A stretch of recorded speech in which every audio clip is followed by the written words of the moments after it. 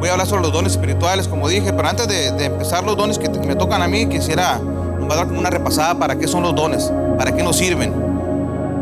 Dios los da a sus hijos para capacitarnos, nos da el Señor para capacitarnos para el crecimiento de la iglesia. Deben usarse con unidad de propósito por el bien común. El deseo principal debe ser siempre que Cristo sea glorificado. Los dones son para eso, hermanos, para que Cristo se glorifique. Muchas veces nos quiere entrar la vanagloria, pero ¿saben qué? El único que tiene que glorificarse es Él.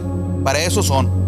Como lo dice en Efesios 4:12, dice, a fin de capacitar al pueblo de Dios para la obra de servicio, para edificar el cuerpo de Cristo. La verdad que es, sí, para eso son. La verdad que es muy importante entender de que los dones son hechos por Dios y son para Dios, ¿no? O sea, Él es el que tiene que glorificarse. Muchas veces se siente bonito cuando Dios nos usa, cuando hablas con alguien, cuando oras por alguien y ves que Dios está trabajando en ello. La verdad que ese es Dios trabajando, ¿eh? No, nosotros somos solo un instrumento que Dios usa para que Él pueda gloriarse. Amén. Dice, los dones no se nos dan como un premio a nuestra espiritualidad. Dios nos los regala para que sirvamos a nuestros hermanos y para que nos animemos los unos a los otros en nuestro andar con Jesús. Al usarlos de forma correcta, mostramos que Dios es real en nuestras vidas y que Él es quien nos dirige. Como lo dijimos ahorita, cuando nosotros lo hacemos es porque Él es el que nos dirige, es porque la gloria va a ser para Él. Yo pude ver ahí en el Google también que los 9 dones del Espíritu Santo están repartidos en 3 grupos. Están los dones de la revelación, que el hermano Manuel dio 2 de esos. Los dones de la revelación son sabiduría, ciencia y discernimiento de espíritus. Los dones de poder, yo voy a tratar de dar 2 ahora. Los dones de poder son fe, sanidades y milagros. Y están los dones de la inspiración, que son las profecías, el hablar en lenguas y el interpretar las lenguas, ¿verdad? Eso viene siendo en 3 grupos que están separados. Pues empezamos con la fe. Voy a leer Hebreos 11:1 de la Reina Valera. Dice así: es pues la fe, la certeza de lo que se espera, la convicción de lo que no se ve. Ahora lo quiero leer en la nueva traducción, lo quiero leer en traducción al lenguaje actual, porque me gustó como dice, confiar en Dios es estar totalmente seguro de que uno va a recibir lo que espera, es estar convencido de que algo existe aun cuando no se pueda ver. Eso es en la traducción al lenguaje actual. Eso me gustó mucho cómo viene, porque es exactamente lo que es la fe, pues confiar en Dios.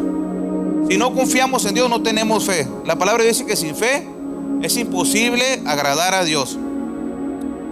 La palabra, también busqué esto, dice, la palabra griega que traduce fe es pistis, significa convicción, seguridad, certeza y dependencia en Dios. Es tener confianza en lo que Dios nos ha revelado en su palabra y dar por hecho todas aquellas verdades. Es comprender y aceptar que Dios fue manifestado en carne, por lo cual la fe está firme cuando recibimos a Jesucristo como nuestro Señor y Salvador. Voy a leer 2 de Timoteo 2:19. Si voy un poquito rápido es porque sé que hay varias cosas que hacer este día en iglesia, pero trataré de que entiendan un poquito. 2 de Timoteo 19, lo voy a leer en traducción en lenguaje actual. Dice: pero podemos estar seguros de lo que hemos creído, porque lo que Dios nos ha enseñado es como la sólida base de un edificio, en donde está escrito lo siguiente: Dios sabe quiénes son suyos y también que todos los que adoran a Dios dejen de hacer el mal. Para poder tener ese don de la fe, pues no podemos andar haciendo el mal, ¿va? Imagínense estar haciendo cosas malas y decir que tenemos fe. La fe es tan importante en nuestras vidas que es tener la confianza plena de Dios en nuestras vidas, ¿no? Dice, tenemos confianza en la palabra de Dios por todo lo que se ha cumplido, por todas las profecías que se han cumplido. Ahí demostramos que tenemos fe. Cuando nos dice, ¿por qué crees en Dios? Porque creemos en todo lo que Dios ha cumplido. Creemos en todas las profecías que están en la Biblia, que se han hecho, que han sido, nos ha tocado ver varias cosas, varias profecías. Nos han tocado ver pestes que se dice que va a haber y que ya están pasando. Entonces eso es tener una fe de que hay un Dios vivo, de que no lo podemos ver, pero podemos sentirlo. Sabemos que aún falta muchas cosas por cumplirse, pero también sabemos que se van a cumplir. O sea, eso es un hecho. No podemos decir, esto no se ha cumplido, ya no se va a cumplir. Todo lo que esté escrito en la Biblia se va a cumplir. Esa es la fe que nosotros tenemos, de que todo está escrito, todo lo que es escrito se cumplirá. La fe verdadera está fundada en Dios y no en los ídolos, o en los amuletos, o en las imágenes. Ni siquiera se trata de aquello que la filosofía de la nueva era ha llamado energía positiva o poder mental, pues el objeto de la verdadera fe no está en la capacidad mental del hombre, sino en el Dios omnipotente. Esa es la fe que tenemos nosotros. Ahorita están sacando mucho eso de tu capacidad mental, que si tú puedes manejar eso es porque lo vas a poder hacer. Eso es una mentira. La verdad que eso es todo lo contrario a Dios. Todo lo contrario a Dios es lo que está haciendo el mundo ahorita. Pero nosotros vamos a creer en lo que Dios nos dijo que vamos a hacer. Amén. Voy a leer rápido Hebreos 11. ¿Te puedes decir Hebreos 11, Vivi, por favor?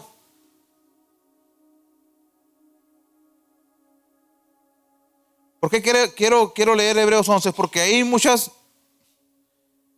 muchos hombres y mujeres de Dios que por la fe salieron victoriosos. Vamos a leer. Desde el 2 voy a leer. Dios aceptó a nuestros antepasados porque ellos confiaron en Él. Y nosotros creemos que Dios creó el universo con una sola orden suya. Lo que ahora vemos fue hecho de cosas que no podían verse. Abel confió en Dios y por eso le ofreció un sacrificio mejor que el de Caín. Esa es la Reina Valera, Vivi. ¿La puedes poner, Reina Valera, por favor? Disculpa, no te dije. Dice, por la fe, Abel ofreció a Dios más excelente sacrificio que Caín, por lo cual alcanzó testimonio de que era justo, dando a Dios testimonio de sus ofrendas y muerto aún, habla por ella.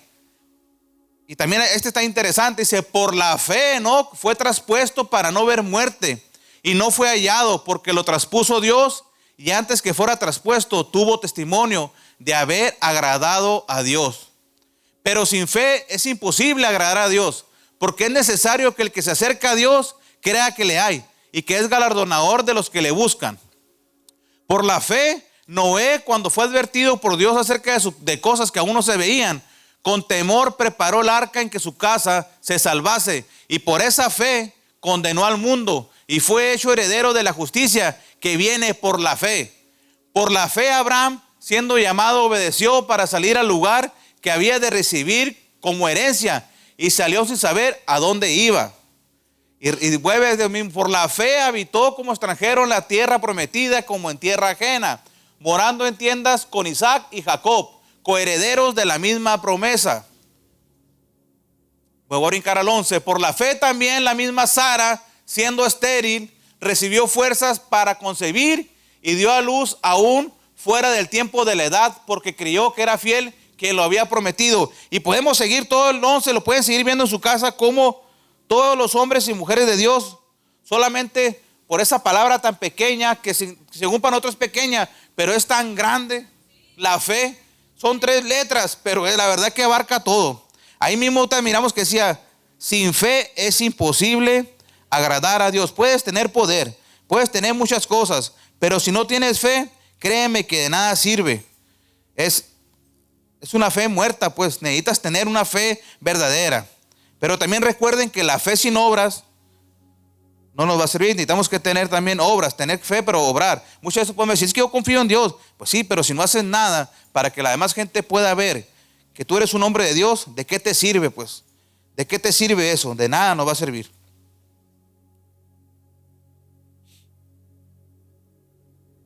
Después de esta reflexión sobre la fe, podemos pasar a definir el don de fe como una medida extraordinaria de fe que opera en un creyente o en un grupo de creyentes para una necesidad específica, en la cual la naturaleza o las posibilidades humanas no tienen ninguna oportunidad y solo se puede esperar una acción sobrenatural de parte de Dios.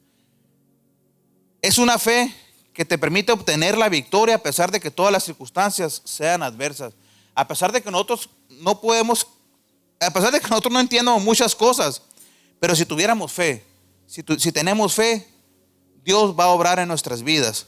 Tienes que grabarte esto. Hay muchas cosas que podemos sacar de la fe, pero ahorita quise sacar un resumen nomás, porque yo estando buscando en la Biblia y leyendo y buscando en Google y en ciertas partes de internet, pude ver que la fe es bien importante. Pude ver cómo los hombres de Dios, hay mucho todavía ahí en Hebreos de qué sacar de la fe. todos por la fe. Todo lo que, por ejemplo, Enoc se fue directamente al cielo solo por tener fe. Abraham solo por tener fe. Pues ahorita es el padre de multitud, es el padre de nosotros. Abraham no pudo tener muchos hijos cuando no podía tener. Sara también. O sea, cómo Dios pudo usar a esos hombres y mujeres solo porque ellos pudieron tener fe. ¿Cuántos de aquí tenemos fe? Todos tenemos fe. Pues hay que ponerla en obra también. Hay que ver que se nos vea que tenemos fe. Voy a hablar sobre la sanidad. Sobre la sanidad va a ser corta. Es otro don. El don de la sanidad es muy parecido estuve viendo lo que es fe, sanidad y milagros. Casi es muy parecido todo eso. Pero tiene también su parte esencial, ¿no? Cuando hablamos del don de sanidad, nos referimos a la obra sobrenatural de sanidad mediante la oración, sin ayuda humana o de la ciencia médica. Ejemplos. Voy a leer 2 ejemplos que me gustaron. Dice, ejemplos en la escritura hay muchos, tales como la sanidad de Publio. De Publio lo podemos ver en Hechos 28, del 8 al 9, por favor. Y aconteció que el padre de Publio estaba en cama, enfermo de fiebre y de disentería, y entró Pablo a verle, y después de haber orado le impuso las manos y le sanó. Pero también dice abajo, hecho esto, también los otros que en la isla tenían enfermedades venían y eran sanados. Era porque Pablo tenía la unción de Dios, tenía la unción para sanar enfermos. Pero también podemos ver que Pablo tenía fe, ¿verdad? Porque si no, no lo hubiera hecho. Es bien impresionante. También podemos recuperarnos de una enfermedad como producto de una reacción natural de nuestro organismo o de un tratamiento o procedimiento médico. Sin embargo, los dones de sanidad son una muestra del poder de Dios, el cual opera mediante alguien que ora para que sea recibida la sanidad. Hay otro ejemplo también muy bonito que es Hechos 3, del 1 al 16. El cual se encontraba en la puerta del templo del cojo. ¿Se acuerdan de ese cuando Pedro sanó ahí? Dice, y era traído un hombre cojo de nacimiento a quien ponían cada día a la puerta del templo, que se llama La Hermosa, para que pidiese limosna de los que entraban en el templo. Cuando vio a Pedro y a Juan que iban a entrar en el templo, le rogaba que le diesen limosna. Pedro con Juan, fijando en él los ojos, le dijo, míranos. Entonces él estuvo atento esperando recibir de ellos algo. Mas Pedro dijo, no tengo plata ni oro, pero lo que tengo te doy. En el nombre de Jesucristo de Nazaret, levántate y anda. Y tomándole por la mano derecha le levantó, y al momento se le afirmaron los pies y tobillos, y saltando se puso en pie y anduvo y entró con ellos en el templo, andando y saltando y alabando a Dios. Y todo el pueblo le vio andar y alabar a Dios. Ahí le voy a parar ahí. Es tremendo cómo esos hombres de Dios podían sanar. Es tremendo cómo Dios los usaba, cómo el que se gloriaba era Dios. O sea, ¿cuánto no nos gustaría que Dios nos usara así, la verdad? ¿Cuánto nos gustaría que Dios hiciera eso en nuestras vidas?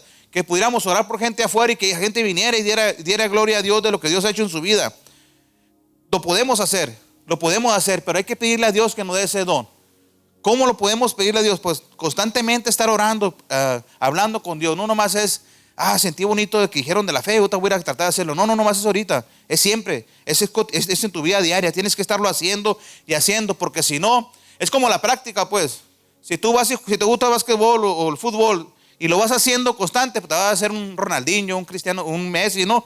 Pero si no lo haces, si te pones a predicar, si te pones a estar leyendo la palabra, pues te vas a ser un predicador como nuestro pastor Efraín, que es un hombre de Dios, un hombre que lo usa, porque a mí me consta que él siempre está buscando cómo ayudarnos, buscando cómo aprender más para dar más a sus hijos, porque él tiene fe, porque él sabe que esto es lo que nos va a llevar a la vida eterna, porque él sabe que esto es lo que nos va a llevar a sanar enfermos. Por eso él nos está enseñando así, y por eso tenemos la oportunidad de estar parados aquí y tratar de enseñar lo que se nos ha enseñado. Amén. Es importante mencionar que normalmente todas las sanidades sobrenaturales se les puede llamar también milagros, pero que no todos los milagros son sanidades. Si bien es cierto, en Hechos 3:1-16 lo acabamos de leer, el caso de la sanidad del hombre cojo es llamado un milagro notable y un milagro de sanidad. Sin embargo, la resurrección de un muerto, calmar una tormenta, abrir puertas de las cárceles, son milagros, pero no son sanidades. Termino con esto. El don de sanidad, el de fe y el don de milagros van muy de la mano, Porque para poder sanar a alguien tienes que tener fe en que Dios lo hará. Y cuando eso sea hecho, eso va a ser un milagro de Dios.